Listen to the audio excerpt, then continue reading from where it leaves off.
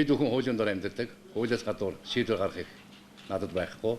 Тийм учраас өнөөдөр дөнгөж сая нэр бүхий 12 төлөөлөгчд засгийн огцрол талаар үүссэн 12 төлөөлөгчд энэ хуулийн дагуу 15 хүрээгүй учраас та бүхний саналыг буцаалаа гэж ийм албан товтыг би өргүүлээд өнөөдөр та бүхэнд хөл мэдээлэлээр мэдэгдэж байна. За урд нь ч гэсэн ийм асуудал бол гарч ирсэн юм билээ.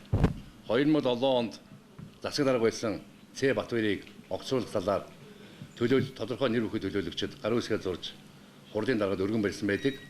За тэр үед бол 2004-өөс 2008 онд Улаанбаатар хотын иргэдийн уралд 40 төлөөлөгчтэй байсан. Энэ төлөөлөгчийн 3-ны 1 нь 14 болж байгаа юм.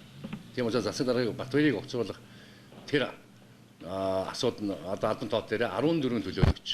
Тухайн тэр үед бол Монгол Ардын улс нам 14 төлөөлөгч нь гар үсгээ зурж ингэж хурлаар хэлсэн байдаг. Ийм жишгчсэн урд нь бол байсан юм лээ.